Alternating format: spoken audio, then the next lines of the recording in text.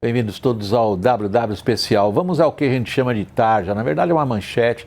O principal objetivo dela é chamar a atenção de vocês e dar uma ideia do que o programa se pretende, ou o que a edição do programa pretende alcançar. Essa daí merece uma pequena explicação. Quer dizer, os poderes mandam, mas tem autoridade. A autoridade da qual a gente quer tratar não é exatamente a autoridade que está no papel. Essa, evidentemente, ninguém contesta. Ou pelo menos ainda ninguém contesta. A autoridade que nós vamos tentar tratar nessa edição do WW Especial é qual é a firmeza que as instituições brasileiras têm perante a sociedade. 3 são os participantes da nossa roda, como sempre.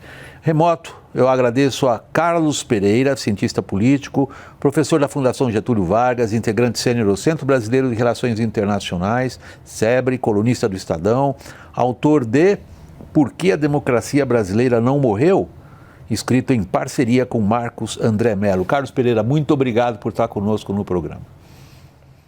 Obrigado, William. Muito bom estar aqui com você mais uma vez.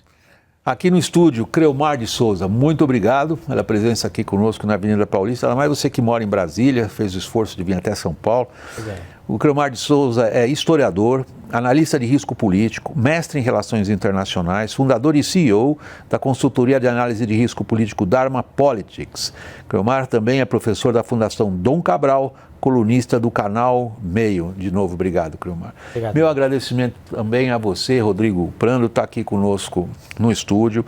Ele é cientista político, sociólogo, professor e pesquisador da Universidade Presbiteriana Mackenzie, é colunista do canal My News e da revista Cruzoé, é autor da obra Política e Sociedade no Brasil, Ensaios de um Tempo Recente. A outra obra que eu quero citar, de autoria dele, é Fake News na Política. Essa ele escreveu em parceria com Daisy Chiocari. Carlos Pereira, vamos do abrangente. As instituições brasileiras, os seus integrantes, sobretudo os seus dirigentes, costumam dizer, estão funcionando. É assim que o público vê? Essa é uma ótima pergunta, William. Elas estão funcionando, mas elas geram uma série de percepções, vamos dizer, insatisfações, porque o jogo no presidencialismo multipartidário não é um jogo percebido pela sociedade como um jogo limpo. É um jogo que ele é cheio de intercorrências e ele é cheio da necessidade dos atores políticos de ofertarem uns aos outros compensações estas que são percebidas pela sociedade como não legítimas. Então, existe esse malese, esse mal-estar na sociedade que, a despeito das instituições estarem funcionando, terem suas rotinas, terem seus procedimentos, não alterarem, nós não temos uma paralisia decisória, nós não temos impasses irreconciliáveis entre poderes, entre o executivo e o legislativo, entre o legislativo e o judiciário. Entretanto, a percepção dominante que passa para a sociedade é que esse jogo é um jogo sujo, é um jogo de interesses, é um jogo em que é caro, é um jogo em que a sociedade não entende muito bem. Então, existe esse paradoxo da democracia ser estável, da democracia funcionar relativamente bem, com um calendário eleitoral que se respeita, muito competitiva, incerteza do resultado eleitoral ex ante, ninguém sabe quem vai ganhar antes do jogo terminar, ter certeza que o vencedor vai tomar posse, ter repetição desse jogo. Quer dizer, tudo isso sinaliza que as instituições estão funcionando e que a democracia não está em ameaça. Mas, por outro lado, a percepção que se tem é de insatisfação permanente, né? Para o eleitor comum, não cai bem a ideia de que um presidente precisa de instrumentos como emendas do orçamento, ou ministérios, ou recursos de bancos públicos para construir maiorias no legislativo. Isso soa mal, isso mostra que a política não é baseada em ideologia, não é baseada em programa, mas é baseada em interesses. Mas no presidencialismo multipartidário, é assim que funciona. Então, temos esse paradoxo, William, e que esse paradoxo é inexorável. Tem uma questão aí que vale a pena a gente usar como provocação, Creomar. Justifica-se essa percepção? Eu duvido que alguém aqui tenha outra, digamos, constatação do que essa bastante óbvia. As pessoas andam achando que o sistema não funciona para elas, funciona para si mesmo. Agora, justifica-se isso? William, antes de tudo, um prazer estar aqui com você, com o Rodrigo, com o Carlos. Sempre bom participar desse debate. Eu creio que um elemento fundamental para a gente responder a sua pergunta é trabalhar com uma máxima que me parece que tem se consolidado no inconsciente coletivo da sociedade brasileira, que é a ideia de que o Brasil é muito bom para um número muito pequeno de pessoas e não por coincidência uma parte considerável desse número muito pequeno de pessoas está povoando esse ecossistema que o Carlos muito bem descreveu, do poder, do executivo, do legislativo e do judiciário. Mas, ao mesmo tempo, o Brasil, em algum sentido, é muito ruim para um número muito amplo de pessoas, que é a maioria da população. E aí, quando a gente observa esse processo, dando exemplos cotidianos, é dizer, o indivíduo que acorda muito cedo e vai pegar um transporte público ruim para ir para um trabalho em que ele tem muitas dificuldades, ele é mal remunerado, ele tem dificuldade de fechar o mês, ele liga a TV ou o aparelho celular e observa, em algum sentido, uma série de distorções aos seus olhares, como a questão do jogo de poder, a questão do tomar lá, da cá, da barganha política, e fala, algo está absolutamente errado. E eu creio que esse, em algum sentido, é um risco fundamental para a qualidade da democracia ou para a crença de que a democracia funciona. Porque, do ponto de vista procedural, isso já foi muito bem explicado, a democracia funciona relativamente bem. Só que a gente precisa lembrar sempre que quando estamos falando de instituições, de democracia, de qualidade institucional, nós estamos falando de uma regra de compromisso. E se há uma percepção da maioria das pessoas que a regra de compromisso não é cumprida por aqueles que estão recebendo poder, efetivamente você tem uma erosão ou estabelecimento de fissuras na fundação do prédio. E creio que esse me parece ser um dilema que se coloca para nós, não só agora, mas no futuro próximo. Vamos adiante na tua trilha. Rodrigo, esse cidadão hipotético descrito pelo modelo ideal, né? O modelo ideal sociológico descrito pelo Creomar, ele confere autoridade às instituições? William, obrigado pelo convite. Creomar, um prazer. Carlos também. Eu estava pensando aqui nesse cidadão, porque quando a gente fala de instituição, a gente está falando um elemento fundamental na sociedade, porque a instituição ela nos socializa. A família é uma instituição, a igreja é uma instituição, a escola é uma instituição, e nós estamos aqui tratando de instituições que têm poder. Nos três campos do poder, desde a divisão tripartite, né? O executivo, o legislativo e o judiciário. Você sabe que tem sempre uma questão que me vem à mente quando a gente discute as instituições e o funcionamento das instituições, é quem são os elementos que operam as instituições, são os indivíduos e os grupos sociais, que têm um chão histórico. Eles estão numa determinada sociedade. Eu me lembro, na época do Mensalão, que foi feita uma pesquisa, divulgada numa revista de grande circulação, dizendo o seguinte... Já lá se vão 20 anos. 20 anos, mas aí a gente tem livros atuais que, de certa maneira, corroboram um pouco o que estava há 20 anos colocado lá. E o que era? Vou te dizer já. A pergunta era, você acha errado você estar numa função ou cargo e o político usar isso para benefício próprio? Ou seja, aquela clássica confusão entre público e privado, né? 95% dos respondentes diziam que era errado usar o cargo numa função pública para benefício próprio. Aí a pergunta era a seguinte, mas se você tivesse naquela posição, você usaria e faria? 98% a quase 99%, sim, eu faria igual. Então, William, Creomar e Carlos, de fato há uma percepção da qualidade da democracia ou da qualidade do funcionamento das instituições.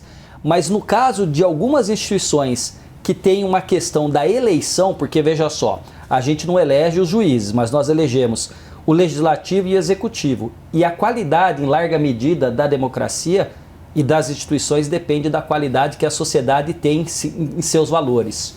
E muitas vezes a gente tem uma percepção muito ruim das instituições, mas a pergunta é qual é a participação do cidadão e da cidadã para melhorar as instituições que, na verdade, não mandam nele, eles fazem parte. E claro que tem uma questão que a gente vai provavelmente entrar, que é entre poder e autoridade. Mas é mais ou menos por aí. Vamos a ela, então. Então, na verdade, o que você está dizendo é que as instituições, perdoem, são tão boas quanto a sociedade que as sustenta. Sociologicamente, a gente não pode fugir muito disso, né? Não, claro. Nós não estamos falando do Brasil, não de um outro país qualquer. Sim, nós estamos falando de como você usou a expressão, uma sociedade histórica, uma sociedade que existe, determinada, com as suas características. Vamos a essa questão, então, de poder e autoridade, Carlos. Prossiga. Mas, William, eu achei ótimas essas observações, mas, assim, será que isso é um fenômeno do Brasil? Né? Isso que eu ia chegar. Se nós fizéssemos uma pesquisa de opinião nos Estados Unidos hoje, ou na França, ou na Alemanha, em qualquer democracia mais consolidada, e se perguntasse para o eleitor comum desses respectivos países se eles estariam satisfeitos com o desempenho dessas instituições, eu me arrisco a dizer que a resposta não seria muito diferente das obtidas aqui no Brasil. A percepção do eleitor comum nos Estados Unidos é que os políticos são oportunistas, só pensam neles. A confiança que se tem no judiciário ela é muito partidarizada, quer dizer, o lado vencedor sempre observa o judiciário como legítimo, como imparcial, como autocomedido. Já o lado perdedor observa justamente o inverso, né? A discussão que eu acho que é fundamental que a gente tem aqui é se a autoridade, ou melhor, na ciência política a gente não utiliza esse conceito, né? Na realidade, a autoridade, a melhor definição de autoridade para a ciência política é reputação ou legitimidade, né? A discussão fundamental é até que ponto ter reputação importa, né? Por exemplo, para o judiciário, né? Eu me lembro de um livro muito legal chamado Judicial Reputation, A Comparative Theory, dos autores Nuno Garupa e Tom Ginsburg, que eles argumentam que a reputação é central para a autoridade e eficácia das cortes, especialmente porque os juízes carecem, como diria Hamilton, né, do poder da espada e do dinheiro. Então, eles desenvolvem um modelo, né, e propõem que os juízes são agentes da sociedade e que a reputação funciona como um mecanismo para garantir conformidade e acesso a recursos e a proteção institucional. As implicações para a perda de autoridade ou de legitimidade é muito grave para as instituições, de acordo com Gretchen Helmick, outra estudiosa das relações entre o judiciário e os outros poderes. Ela diz que, numa pesquisa que ela fez ao longo de 30 anos na América Latina, que as intervenções dos outros poderes sobre o judiciário, diminuindo seus poderes ou restringindo seus poderes, aconteceram justamente em momentos em que o judiciário carecia de legitimidade, né, carecia de reputação. Então, quando ele está embaixo na sociedade, ele se vulnerabiliza. Entretanto, a Gretchen Helmick nos lembra, William, que reformas que visem retaliar ou diminuir poderes da Suprema Corte só ocorrem, mesmo diante de situação de baixa de legitimidade, de baixa de reputação, em situações de governo unificado. Ou seja, quando o legislativo e o judiciário eles são dominados pelo mesmo partido, certo? Então, quando existe unidade de interesse e de programa entre o legislativo e o executivo, e eles se posicionam contra o judiciário está em ameaça. Mas se a gente analisar o caso brasileiro, isso só ocorreu, William, em 1986. Foi o único momento, desde a Nova República, em que um único partido ele conseguiu ser majoritário na Câmara dos Deputados, no Senado e na maioria dos governadores, que foi o PMDB na época, no governo Sarney, logo depois do Plano Cruzado, em que o PMDB se beneficiou muito com a queda da hiperinflação. Desde então, William, o máximo que o partido do presidente, ou que qualquer força política teve no legislativo, foi 20% de cadeiras. Então, nós temos, por definição, uma condição de governo dividido. Então, é muito pouco provável, numa situação de governo dividido, mesmo em contextos de baixa legitimidade, baixa reputação da Suprema Corte, em que esses poderes consigam superar os custos de coordenação para impor perdas concretas ao judiciário. Então, mas há dois pontos. Vai. Há dois pontos que a gente precisa ver como é que a gente concilia na tua argumentação. Um deles, do ponto de vista doutrinário teórico, é que a legitimidade e a autoridade são conferidas pela reputação. E que, particularmente, uma instituição como o judiciário ou um banco depende basicamente da confiança que as pessoas têm. A gente sabe pelos clássicos de sociologia que instituições não existem porque tem uma placa pendurada na porta do prédio diz assim: esta é uma instituição, ela existe porque as pessoas acreditam nela. E quando se trata do judiciário, isso é mais agudo ainda do ponto de vista do funcionamento e das normas que regem o convívio social. Isso é uma questão. A outra que você levantou é quem se interessa por se aproveitar de momentos ou não, mas de qualquer maneira, de limitar o judiciário. Você citou situações históricas que a gente podia usar dos dois lados. O México resolveu eleger juízes.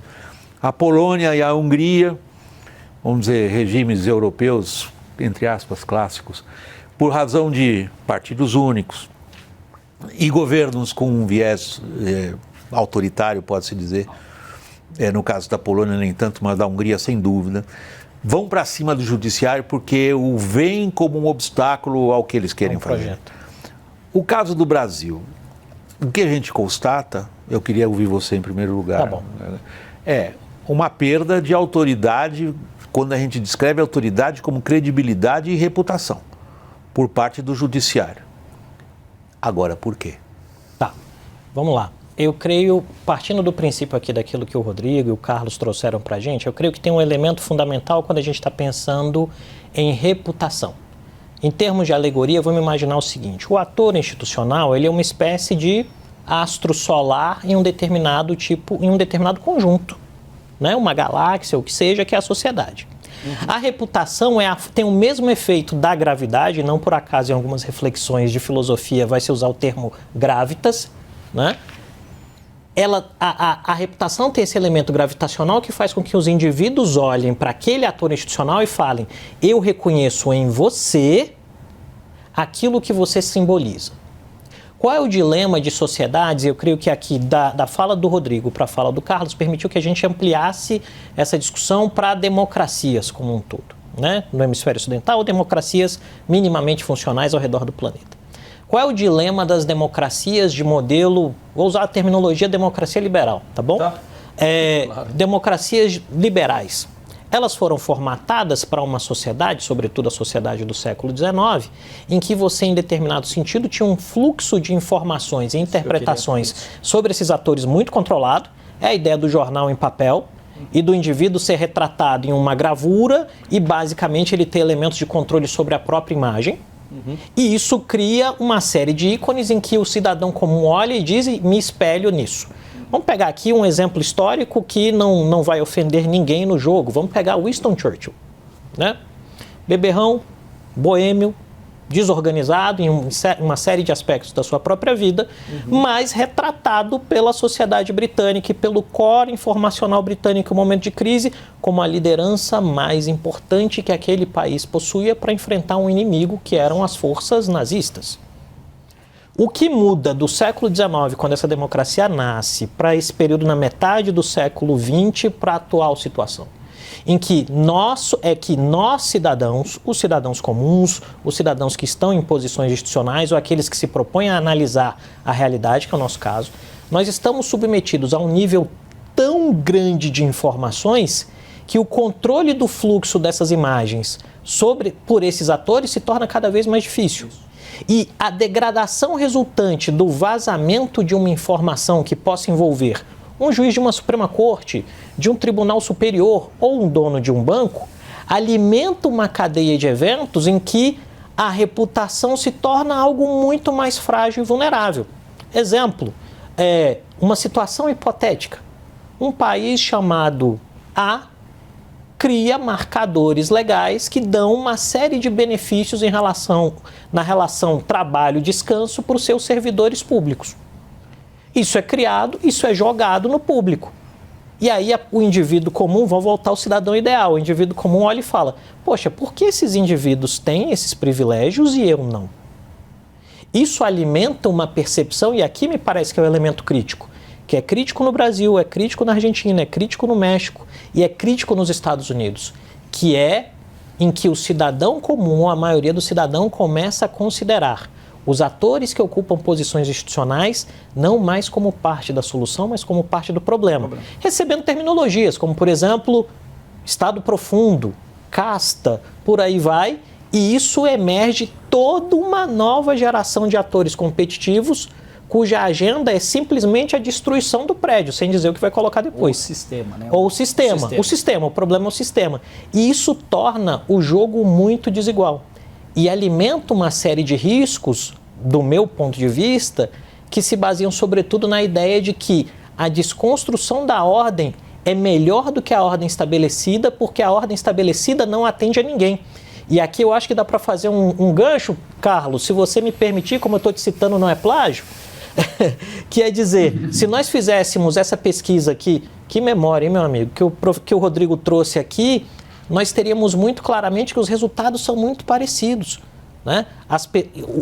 De maneira fundamental, William, as pessoas, os cidadãos comuns se sentem não representados. A representação institucional atravessa uma crise profunda de legitimidade, que contamina a forma como o indivíduo vê o Estado, mas a forma como o indivíduo vê os negócios. A ideia de cumprimento de regra de conduta ou algo do gênero é um dilema robustíssimo no mundo dos negócios também. Lá na ponta lógica, o fim lógico do raciocínio, está aquele axioma famoso, que foi feito pelo Kissinger. Churchill teria feito o que fez se tivesse um Twitter. É isso. Ele leva um país, num momento crítico da existência desse país, a Grã-Bretanha, com a Europa ocupada pelos nazistas, e a população da Grã-Bretanha interessada em fazer um acordo com Adolfo, que ele mesmo havia dito em 1936 que era alguém com quem se podia fazer negócio, e ele vai contra o que é a percepção popular, porque é um líder de visão. Isto. No extremo lógico do teu raciocínio, a tecnologia moderna da informação impede líderes de visão. Cria desafios novos. Ela impede a capacidade de articulação, digamos, de condutas que não sejam aquelas condutas que tenham mais likes, ou mais visualizações, ou mais acessos nas plataformas digitais. É um argumento perigoso. Perigoso no sentido do que como ele nos assusta. A outra parte do teu argumento,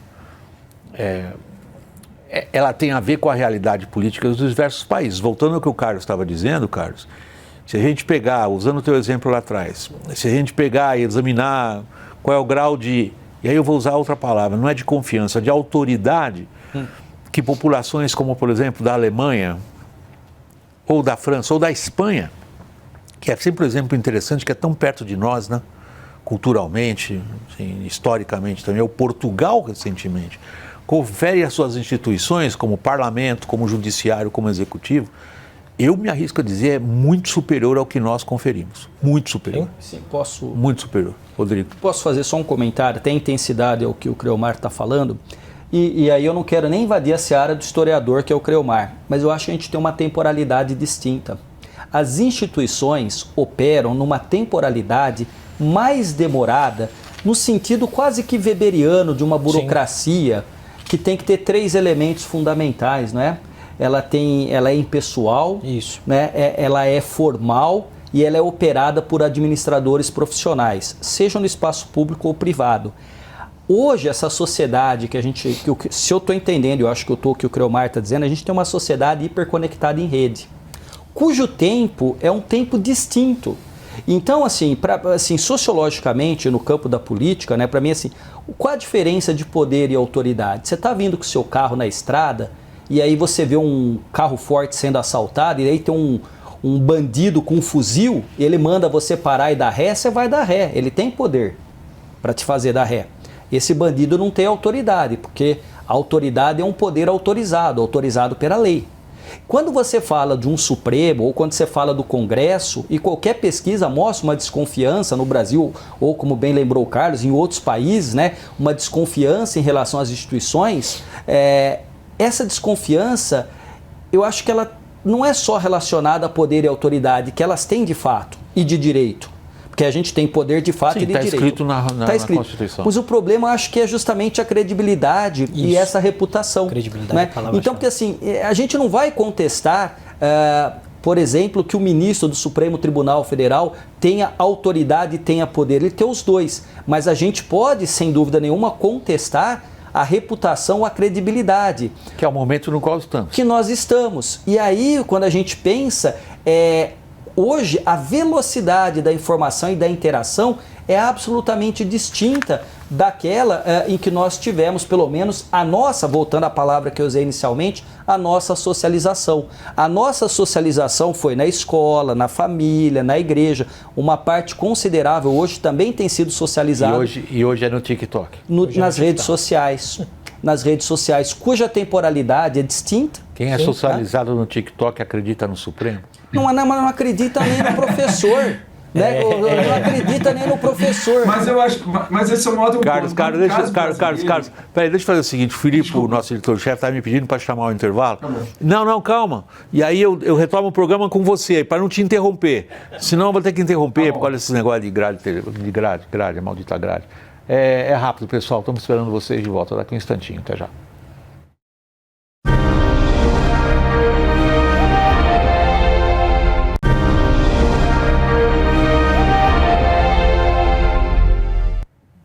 De volta estamos do intervalo WW Especial, cumprindo a promessa. Carlos, palavra é sua, a gente está fazendo, era quase uma brincadeira, claro, tinha uma ironia ali, quem é socializado pelo TikTok acredita no Supremo? Olha, a questão é o seguinte, é que no caso brasileiro, William, esse desgaste de credibilidade, ele é amplificado, na minha opinião, por dois fatores, né? O primeiro é a hiperjudicialização da política que existe no Brasil, e a gente tem que lembrar que essa hiperpolitização ela se deveu à própria escolha do Legislativo de delegar amplos poderes para o Judiciário lá atrás na Constituinte. Então, diante de um Legislativo fragmentado, multipartidário, que ninguém tem maioria e frequentemente incapaz de construir consensos, a não ser quando tem um presidente que é um bom gerente de coalizão, que tem sido raro, conflitos distributivos, conflitos morais, conflitos institucionais necessariamente migram para o Supremo. Né? A Corte não escolhe apenas decidir mais, ela é empurrada a decidir quase tudo. Né? Então a gente tem que lembrar que ela é motivada, e uma vez motivada, ela tem que tomar uma decisão. Ela não é como a Suprema Corte dos Estados Unidos, que ela vai escolher o que vai se posicionar ou não. Ela está sendo motivada, ela tem que dar um parecer. Esse é o número um. Número dois. Fator. Vamos lá, o segundo fator é a personalização excessiva do tribunal. Eu acho que existe uma personalização excessiva a partir de decisões monocráticas, ministros se tornam figuras públicas permanentes, com presença constante do debate público, né? Na mídia, nas redes sociais, que a gente estava falando de TikTok. Tem ministro que tem TikTok, que tem Instagram. Essa exposição individual necessariamente enfraquece a ideia de colegialidade, transforma divergências internas naturais em qualquer corte em sinais públicos de desordem institucional. Então, o resultado, William, para mim, é um ciclo vicioso. Quanto mais o Supremo intervém para suprir falhas de outros poderes, mais se expõe a acusações de abuso, a acusações de comportamento inadequado. Né? Quanto mais reage a ataques para se proteger sua autoridade, mais reforça a percepção que atua como ator político interessado. Então a defesa da democracia nesse contexto passa a cobrar um preço reputacional crescente para a Corte. Né? Nada disso implica, William, em negar o papel crucial do Supremo na preservação da ordem constitucional, especialmente em momentos de ameaça explícita às regras do jogo democrático, como a gente teve durante o governo Bolsonaro. Mas a gente precisa diferenciar entre ataque institucional e um movimento legítimo dos outros poderes de reagir a comportamentos supostamente desviantes de ministros da Corte. Existem ministros da Corte que têm tido comportamentos minimamente questionáveis. E é legítimo da sociedade e dos outros poderes questionar esse comportamento individual. Né? Então, eu acho que é importante diferenciar que a Suprema Corte, como instituição, né, do comportamento individual e de potenciais falhas individuais dessa hiperpersonalização de ministros da Suprema Corte. Eu acho que esses dois fatores são cruciais para a gente entender o momento que a gente está vivendo hoje. E a gente viu isso confluir na semana que passou, Carlos. Porque a gente viu uma sessão plenária do STF, quarta-feira da semana que passou, justamente para discutir redes sociais e magistrados. Eles estavam ali examinando quais são os limites, o que é adequado, o que não é adequado. Sim. Mas isso não estava no ar, eles não estavam discutindo isso em doutrina, eles estavam discutindo em função dessas questões temporais que vocês estão levantando, a saber, o presidente da casa julga necessário um código de conduta, que em si é um paradoxo monstruoso. Se está precisando de um código de conduta, é que alguma coisa está muito mal parada. Sendo mal conduzido. As figuras de proa que você mencionou, comportamento de ministros, vamos dar o nome, Dias Toffoli e Alexandre de Moraes, estão no centro do debate público, para dizer o mínimo, de forma diplomática. Esses dois aproveitam exatamente essa sessão plenária para dizer para o presidente da casa, na cara dele, olha aqui, não precisa de código de conduta coisa nenhuma. E falam por si. Nunca aqui foi decidido nada onde houvesse conflito de interesse. A percepção que se tem do lado de fora é outra, oposta. Implicitamente, na minha leitura como repórter, o presidente do Supremo está admitindo uma crise de credibilidade. E está buscando uma maneira de responder a ela. Aí, Creomar, qual é o tamanho dessa crise de credibilidade e quão eficaz tem sido essa resposta? William, a crise é considerável, né? Porque um elemento fundamental, e eu disse isso na minha primeira participação aqui, democracia é regra de compromisso. Compromisso não tem a ver com o elemento físico da Carta Constituinte, mas tem a ver com um depósito de crença simbólico e concreto do cidadão na regra do jogo. O que se coloca hoje, quando se olha o STF, e aqui eu acho que o Carlos fez isso de maneira bastante eficaz, ninguém é ingrato àquilo que foi o papel prestado na manutenção do prédio constitucional de 88 em um momento de crise pelo Supremo Tribunal Federal. Mas, efetivamente, uma coisa não tem a ver com a outra. A outra questão é, se nós temos uma Suprema Corte ou membros da Suprema Corte que, em algum sentido, estão transgredindo suas ações, o que a sociedade pode fazer? E aí tem dois elementos que eu acho que são importantes. O primeiro deles tem a ver com o fato, já foi dito aqui, da própria configuração e do papel que a Suprema Corte assumiu no debate público. Você levantou isso muito bem. Isso quer dizer, a Suprema Corte se tornou um espaço público de debate, a ponto de que, se você pega um transporte por aplicativo ou um táxi numa cidade como São Paulo, hoje os indivíduos sabem a escalação do Supremo e não sabem qual é a escalação da seleção brasileira. Acho que esse é o marcador, né? E o segundo elemento daí derivado é como os projetos políticos que estão competindo em um ano que é crítico internalizam isso dentro de uma dinâmica de dizer: eu estou a favor da manutenção das coisas como estão, ou eu quero quebrar a regra como está, porque ela não atende a objetivo nenhum a não ser desses pequenos grupos. E aí, no meio disso, eu creio que o presidente da Suprema Corte, e aqui eu acho que é um ponto interessante, né? O presidente do STF não manda nos pares. Ele tem um papel regimental ali, mas ele não tem poder sobre os pares. Uhum. Ele tem duas... Não é chefe Não é chefe de ninguém, né? A melhor expressão. Ele não é chefe de ninguém. Ele tem duas decisões que são ruins.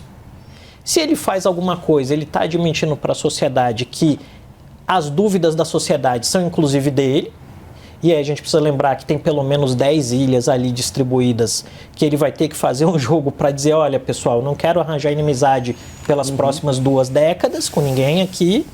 E se ele não faz nada, ele vende para a sociedade a ideia que é omisso.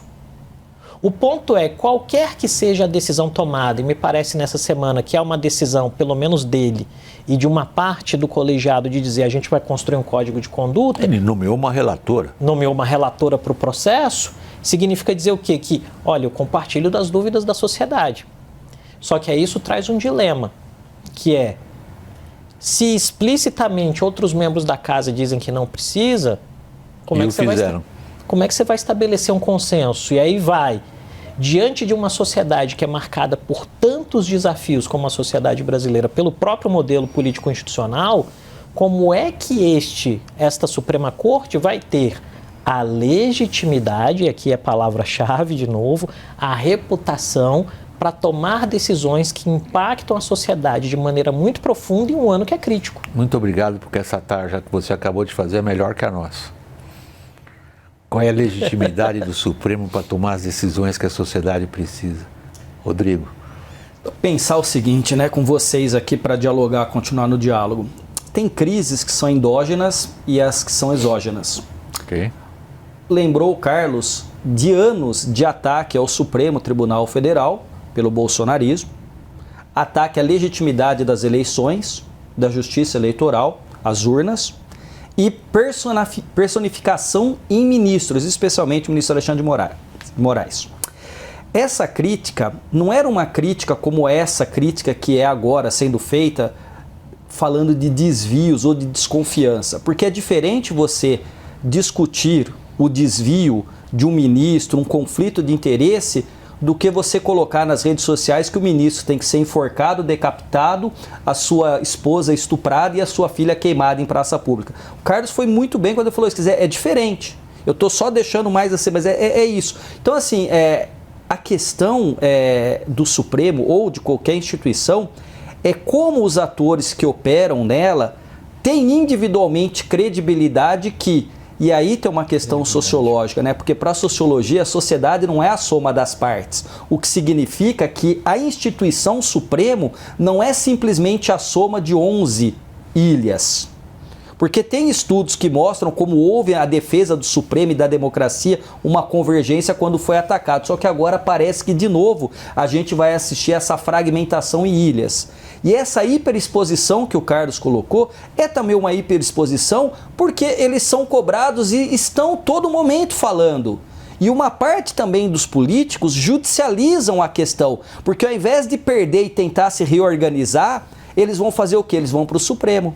Eles provocam o judiciário. E aí a gente fica nesse ciclo, como bem colocou, vicioso, em que a gente tem um Supremo que fala de tudo, que faz e quer fazer tudo, mas aí a gente perde um elemento fundamental, que é a harmonia entre os poderes. Aí a pergunta que fica, eu não vou responder, nem tenho condições para isso, mas é esse desenho institucional, essa arquitetura institucional, desde o Montesquieu, da divisão tripartite do poder executivo, legislativo e judiciário, que, vamos lá, do século XVIII, pré-revolução francesa, vem para o XIX e parte do século XX, somando-se as perspectivas do Estado, né, pensado pelo Weber. Será que esse ordenamento, esse desenho institucional, hoje ainda faz sentido? Porque se ele não faz sentido, lá na ponta, o cidadão que olha, a opinião pública vai ter uma eterna desconfiança e nada que for entregue será satisfatório, porque a desconfiança só vai ganhando novas dimensões e novas roupagens. Então eu acho que a gente está num emaranhado complicadíssimo. Eu acho sim. Por isso a ideia desse programa é exatamente essa. Não é descer o cacete no Supremo. Porque aí há um ponto que vocês levantaram, que eu acho que é essencial que a audiência tenha em mente, que é as críticas ao Supremo feitas durante o período de Bolsonaro no poder, tinham como ponto de partida o entendimento dele, Bolsonaro, de que não lhe deixava governar. Ele não podia fazer o que ele queria, não vou nem entrar no mérito do que ele queria, mas ele não podia fazer o que queria porque um grupo de cidadãos que não foram eleitos se arvoraram a condição de impedir a atuação de um presidente eleito. Esse era o entendimento fundamental, fora o resto, como aqui na frente, fazer um comício e chamar o integrante do Supremo de canalha e não vou obedecer suas ordens. Então ali estava dado uma proposta de ruptura institucional, não tem outro nome isso. Me perdoem quem acha que, olha agora como ficam sempre escrevendo, tá vendo? Vocês estão criticando o Supremo agora, o Bolsonaro tinha razão. Naquela época vocês desciam o cacete no Bolsonaro, essa é a crítica que se faz a nós jornalistas profissionais. Vocês desciam o cacete no Bolsonaro porque ele criticava o Supremo, agora vocês estão criticando o Supremo, por que vocês não reconhecem que o Bolsonaro tinha razão? Não tinha razão não, coisa diferente. Nenhuma, porque era outro ponto de partida. Era completamente diferente o ponto de partida que se tem agora. Né? Por isso que eu acho agora mais grave. Porque o ponto de partida agora para críticas ao Supremo é a ideia de que ele perdeu a confiança e a credibilidade junto à sociedade. Não se trata mais do Supremo assumindo uma posição constitucional de defesa das suas prerrogativas. Mas o que a população enxerga é um Supremo capturado por alguns de seus integrantes, transformado em ferramenta da defesa dos interesses particulares desses integrantes. Aí é outro jogo. Agora, voltando à questão mais abrangente Não, que o Rodrigo deixou no ar. William, eu acho que vale a pena a gente aprofundar, porque eu acho que você tocou no ponto fundamental. Eu acho Vamos lá. que essa é a questão central, né? Não é se o Supremo deve ser forte ou fraco, é se consegue ser forte sem parecer arbitrário. É ser ativo sem parecer partidário. Ser decisivo sem parecer personalista, sem parecer para a sociedade que está defendendo questões pessoais, familiares, ganhos pecuniários. Né? Em democracias polarizadas, essa é uma linha tênue. Sim. E atravessá-la repetidamente cobra um custo alto e acumulativo. Né? Então, preservar a reputação institucional do Supremo não depende apenas de decisões corretas. Né? A gente tem visto, mas está decidindo correto. Não está em jogo se a decisão é correta ou não, mas de sinais claros de autocontenção, de coordenação interna, de respeito às fronteiras entre direito e política. Sem isso, a Corte corre o risco de vencer batalhas imediatas e ainda assim perder capital institucional no longo prazo. Um ativo, como você mesmo descreveu, que uma vez erodido é dificílimo de reconstruir. Né? Como é que você vai reconstruir uma legitimidade dessa? Né? Então, eu acho que o que está em jogo hoje, e por isso que eu acho que esse movimento do ministro Edson Fachin de construir esse código, ele é consistente com o que a sociedade deseja, e os ministros que porventura forem minoritários, eles têm que ser vencidos. Eu acho que o Supremo passou do ponto de construir um código de conduta por unanimidade. Eu acho que se não for possível construir um código de conduta por unanimidade, que seria o ideal, que todos tivessem de acordo, que vá para o plenário e se decida isso pelo voto. Né? E de certa forma, a partir desta decisão, eu tenho certeza que o Supremo vai recuperar alguns dos terrenos que perdeu de legitimidade, se sinalizar crivelmente que está nessa direção. Mas vamos aproveitar o ponto que nós estamos na conversa para ampliar um pouco, sair um pouco do Supremo, independentemente do que vocês quiserem falar a respeito do Supremo, pelo amor de Deus, aqui a pauta é vocês que mandam nela. Essa questão que você estava levantando na outra parte da sua intervenção, Rodrigo, ela faz a seguinte indagação para nós, Cromar.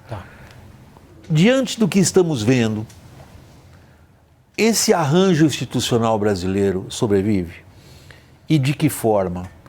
Eu acho que a pergunta era boa porque você vive numa consultoria de risco, uma das maiores dificuldades que a gente tem para quem faz cenários de risco é dizer o seguinte: olha, esse arranjo institucional brasileiro diante do que está acontecendo, A, sobrevive, B, vai empurrando com a barriga, C, vai ser uma confusão. A grande vantagem da pergunta, em específico para mim, é que ela permite que a gente trace um olhar panorâmico. E olhando, vamos trabalhar aqui, o Rodrigo trouxe Mensalão 20 anos, né? E tão fresco na nossa memória. Depois do Mensalão, Lava Jato. E depois da Lava Jato, hoje Banco Master, INSS, uma série de elementos. E tantos outros. O que isso permite que a gente entenda? Que há um nível de resiliência robusto das instituições. Isso quer dizer, o Executivo, o Legislativo e o Judiciário, apesar destes elementos, sobrevive. A gente pode dizer que sobrevive por aparelhos, né? Sobrevive. Qual é o problema da derivada? O problema da derivada dentro de uma lógica de análise de risco político e de um processo de entropia institucional é dizer que pode chegar um momento em que um ator com uma capacidade tático-estratégica operacional maior que a de Bolsonaro, por exemplo, tem a capacidade de torcer a regra do jogo em seu favor. E aqui eu vou dar 2 exemplos que eu acho que são muito bons. O primeiro deles é a gente lembrar de Hugo Chávez na Venezuela durante os anos 90. O que Chávez faz como um dos primeiros movimentos assim que ele consegue fincar os 2 pés no poder? Ele substitui todos os membros da Suprema Corte. O segundo movimento da derivada, ele muda a regra do jogo para a entrada no legislativo. E a partir daí, a lógica institucional assume uma dinâmica que é personalística. E vira uma ditadura. O que a gente tem no México recentemente com todo esse fenômeno que foi a eleição para juízes, né? Um marcador claro de que, em algum sentido, a Suprema Corte Mexicana e os juízes no México como um todo foram, a partir de posições ou omissões. E aqui eu acho que tem um ponto bastante importante, né? Decisão judicial Em uma sociedade civilizada, você cumpre. Você não... a decisão é boa. Não, a decisão é a decisão. A justiça não está aí para agradar ninguém, ela está lá para tomar a decisão. Mas foi se criando uma situação em que alimentou-se um caldo de cultura de que, primeiro, você tinha que dar mais poder para um grupo político dentro do Congresso, isso aconteceu, né? Esse grupo político dentro do Congresso, em sintonia com a presidência da República, foi lá e alterou a regra do jogo do judiciário. E eu creio que aqui a gente tem um processo em que prédios institucionais que, em algum sentido, eram mais frágeis que o brasileiro, foram sendo profundamente alterados. Qual é o dilema aqui? Efetivamente, nós vamos ver, a partir dos resultados da eleição de outubro, como esse nível de indignação / descrença vai se manifestar no voto. Porque aqui tem um elemento importante que eu acho que alimenta tudo isso que a gente está falando. E o que acontece depois? E o que acontece depois. Janeiro de 27 é mais importante do que outubro de 26 em algum sentido, mesmo estando ligados. E aí tem um elemento que eu acho que é fundamental para a gente pensar. Instituições são pessoas. Pessoas têm suas paixões, seus medos, suas questões.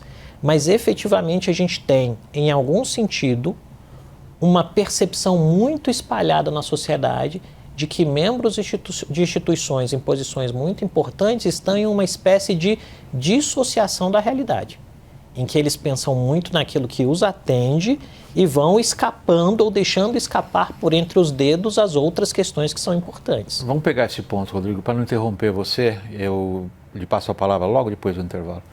É um instantinho, pessoal, até já.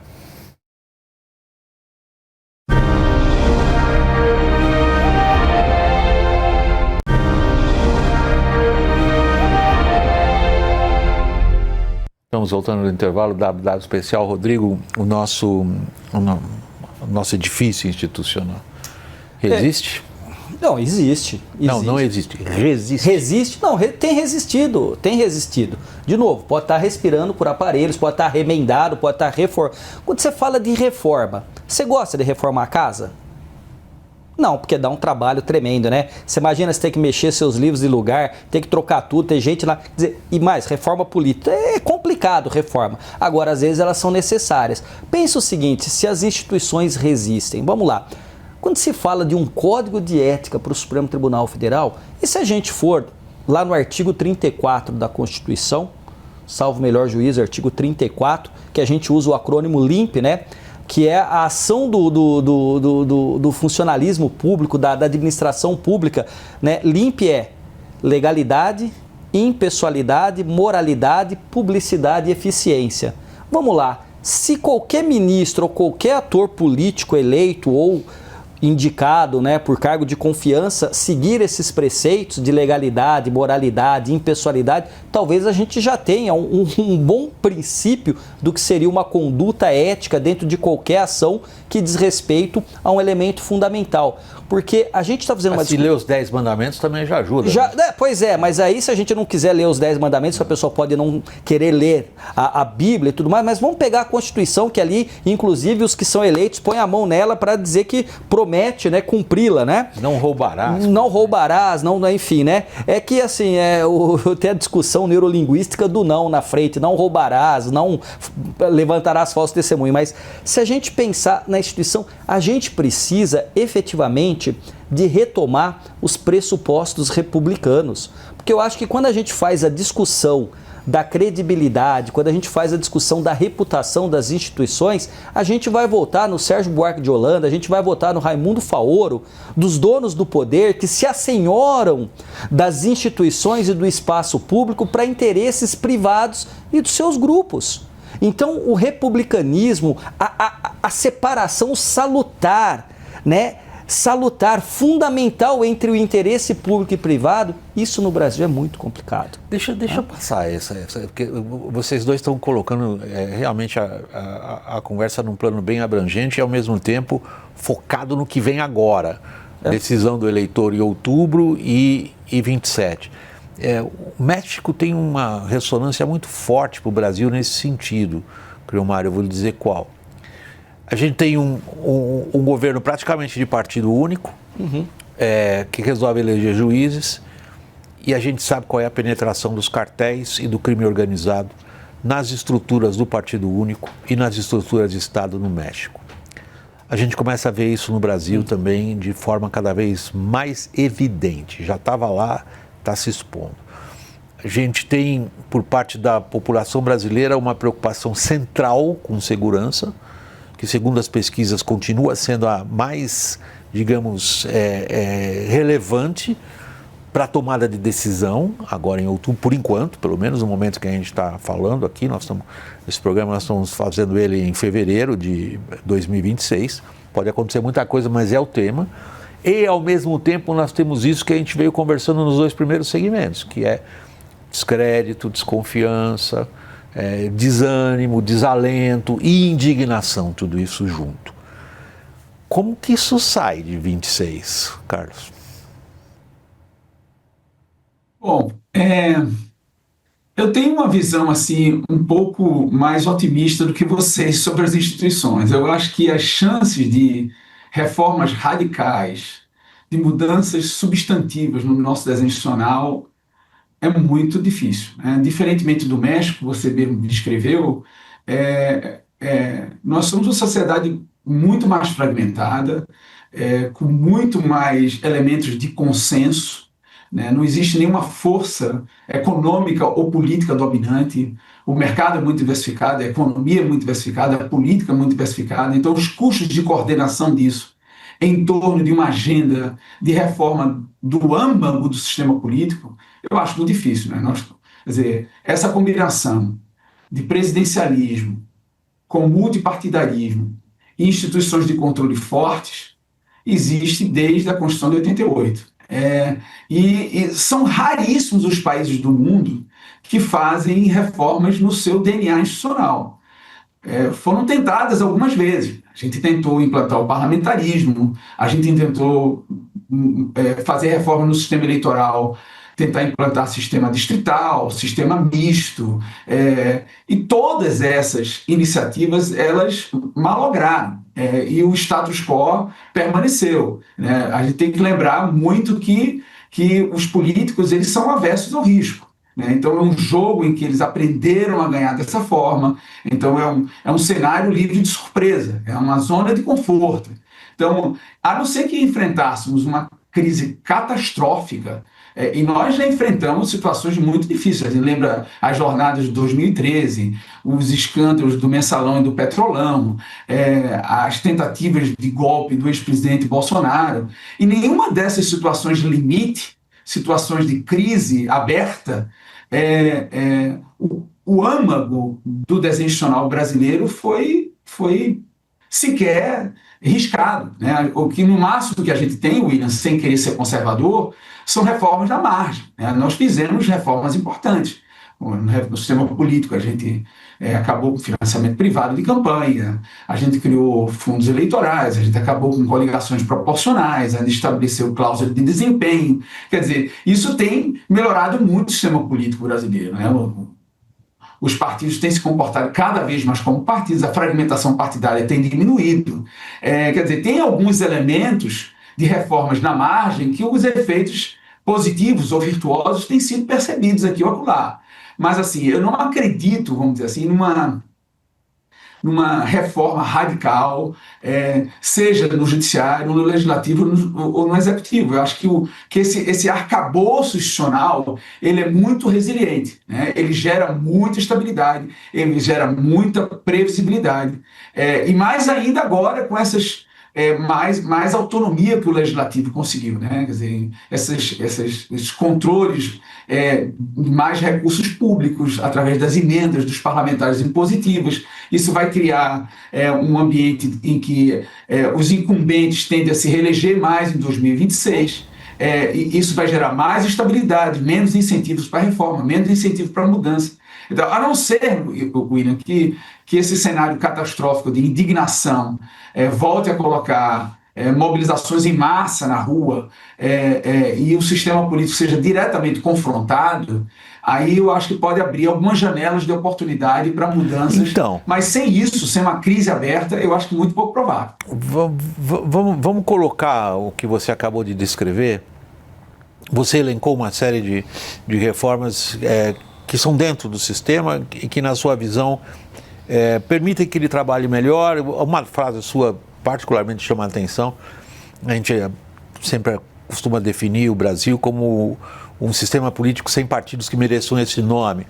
Mas você diz, não, os partidos políticos começam a se parecer, ou, enfim, retomam a semelhança deles com a definição clássica de partido político. Mas eu queria colocar isso em perspectiva com o que você disse na sua primeira intervenção nesse programa, Cromar. A primeira intervenção nesse programa foi ressaltar o aspecto da desigualdade e da injustiça social no Brasil. A partir da qual você criou aquele personagem hipotético do cidadão que se vê sempre esmagado. Não consegue fechar as contas e não consegue entender o que acontece com ele. Uma característica relevante da situação brasileira hoje é o fato de que nós não conseguimos escapar da armadilha da renda média. E nós temos uma produtividade, e aí é um consenso entre estatísticos e economistas, estagnada há 40 anos. A nossa distância para as economias avançadas continua a mesma que era há 40 anos. E é grande essa distância. E não tem, parece, elementos para a gente afirmar que ela está diminuindo, ao contrário, ela está aumentando. Em outras palavras, nós somos uma sociedade, nesse sentido, desigual e frustrada. Sim. Que a ideia é que a gente não sai da situação em que nos encontramos, ela é pervasiva do ponto de vista subjetivo mais perigoso, eu acho. Porque ela gera o que, por exemplo, quando a gente viu nos Estados Unidos agora, ela gera um ressentimento muito grande. Diante disso, é que eu repito a pergunta, o nosso arcabouço institucional não é tanto as pessoas irem na rua por causa da tarifa de ônibus 2013 e depois brigam, ou os caminhoneiros, que foi outro evento, né, de enorme repercussão, quase parou o país realmente. Ou a indignação das pessoas com escândalos de corrupção que são tão comuns que a gente vai perdendo a conta de quantos são. Mas essa ideia que a gente viu em outros países ao redor e que acabam provocando modificações nem sempre agradáveis, mas elas vêm ou não? Então, eu creio que a partir dessa pergunta eu vou reforçar o argumento que eu disse no início, que é democracia é compromisso. Mas tem uma outra camada que eu acho que é bem importante. Democracia também é promessa. Promessa de que à medida que você acredita e transfere poder e legitimidade para as instituições, elas vão fazer da sua vida melhor. E aqui me parece, sem querer ser fatalista, mas sendo um tanto quanto cético, que o dilema para um desenho institucional como o que a gente possui hoje, que é sim resiliente, que tem sim, a partir das características muito bem levantadas pelo Carlos e pelo Rodrigo, sobrevivido aos desafios postos, é que a gente plante em algum sentido aquilo que fica no ponto cego. E aqui eu vou exercer o papel de quem está sempre pensando o risco e construindo cenários. O problema não é aquilo que nós vemos, e o que nós vemos está muito bem delimitado nesse debate. O problema é aquilo que acontece no ponto cego, aquilo que efetivamente está transformando a sociedade por dentro e está alimentando em algum sentido uma percepção de que talvez a regra do jogo esteja privilegiando mais um pequeno grupo do que a maioria. E aqui para tentar dar mais clareza a esse debate. Ao mesmo passo que nós não temos partidos políticos em maioria que sejam efetivamente vistos como partidos numa concepção clássica dentro da democracia liberal, associações cívicas discutindo temas, proposições, dinâmicas e oferecendo os nomes a partir de alguns filtros que respeitem a regra do jogo, a gente tem novas capilaridades sociais construindo política. O papel das igrejas evangélicas, o papel de alguns tipos de associação, o papel do crime. O crime é uma organização não governamental e que, em algum sentido, vai ter suas agendas de poder. Se a gente pensar o que está acontecendo em algumas grandes cidades brasileiras, a gente tem que as polícias enfrentam disputa territorial. Não é mais repressão à atividade criminosa, meramente dizendo. Tem uma barricada, tem um marcador, tem quem entra, tem quem sai, tem um filtro. E isso efetivamente alimenta um nível de degradação institucional em que muito possivelmente a gente pode ter o quê? Uma situação que me parece possível num cenário. É dizer, as instituições teoricamente funcionam, você tem um Congresso que não é contestado, uma presidência que funciona, uma Suprema Corte que funciona, mas as decisões daí derivadas vão perdendo efetividade à medida que elas se afastam dos palácios. Em algum sentido, a gente pode usar aqui como exemplo, para voltar no México, mais ou menos a administração liberal de Madero no México do início do século XX. Ou, se a gente quiser usar outro exemplo mexicano, a monarquia de Maximiliano do México, que era... Terminou fuzilado. Terminou fuzilado. A liberal terminou na Revolução de 1910. Isso, então assim, e o que a gente tem... E depois de 71 anos de Partido Único, um Partido Revolucionário Institucional. Que joga uma... De Cárdenas. E que joga numa dinâmica, quer dizer, você tem as instituições, mas elas não funcionam. E hoje o Morena, cuja principal preocupação da presidente Sheinbaum é que governadores estaduais estão articulados com os cartéis. Ok. A institucionalidade não funciona. Ok. Eu não quero qualificar esse cenário, mas ele está aí, Rodrigo. É que eu tô aqui pensando na fala do Carlos, diz que ele é mais otimista, né, que a gente. Eu não sei se a gente está pessimista, Carlos. Eu acho que aqui a gente está tendo uma realidade complexa e assustadora, porque quando você fala do desafio... Não, eu acho que a crítica que o Carlos faz é super correta. O que eu acho que ele está dizendo é o seguinte, prestem atenção em algumas coisas recentes que aconteceram, que são relevantes, e vocês aí, profetas do Apocalipse, não estão levando em conta. Foi isso, cara? É isso aí. Você sabe que eu transformo isso em manchetes, né? Já nem mais é minha prerrogativa, é meu defeito. A pessoa vem e elabora um raciocínio super complicado, eu vou lá e boto lá em 8 colunas. Bom, né? Porque tinha 8 colunas, agora não tem mais. Mas tá aí minha idade. Não, porque mesmo quando a gente imagina a performance, né, do nosso sistema político, as coisas não são lineares, né? As coisas não são... Correto. Não são. Boa, não são lineares. Isso acho fundamental para a gente ter na cabeça. Tá. Então assim, a gente sempre tem aquela sensação de que quando as coisas estão funcionando bem, elas não têm bumps, não tem inconsistências, né? E principalmente um país em desenvolvimento, né? Um país em desenvolvimento como o Brasil, e como você mesmo descreveu, um país em desenvolvimento que sempre está em desenvolvimento, né? Está nessa armadilha da renda média e não consegue sair disso, as inconsistências se tornam muito mais frequentes, né? Mas eu acho que se a gente observar uma linha de tendência, mesmo com todas as inconsistências, eu percebo que nós estamos muito melhores do que éramos, certo? Se a gente observar no início da Nova República até hoje, né, nós temos políticas vigorosas de proteção social no Brasil, muito robustas. Não é por acaso que o partido que mais se identifica com essas políticas é o que mais deriva retornos eleitorais disso, né, que é o atual governo. A gente tem uma experiência muito virtuosa de controle macroeconômico e de controle inflacionário.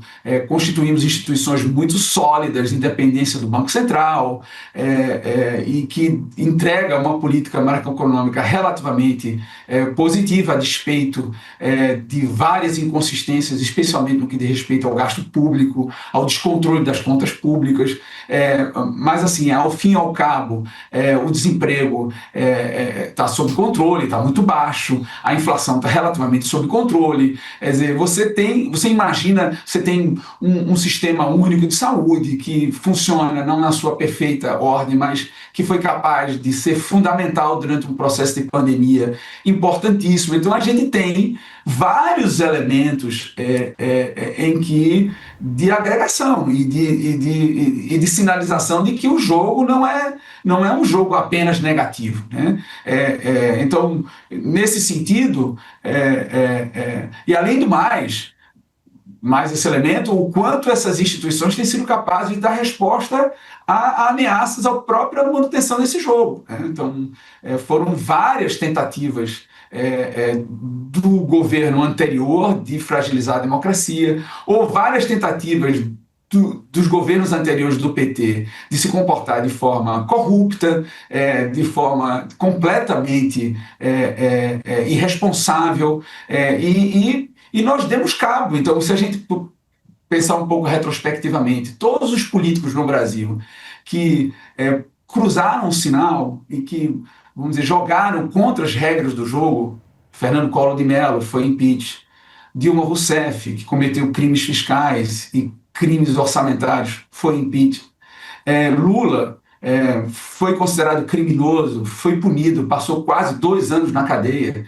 O presidente Bolsonaro, ex-presidente Bolsonaro, está preso. Quer dizer, qual a democracia no mundo, certo, hoje, que é capaz de impor penas judiciais desta monta para elites políticas das mais variadas colorações, de direita, de esquerda, de centro?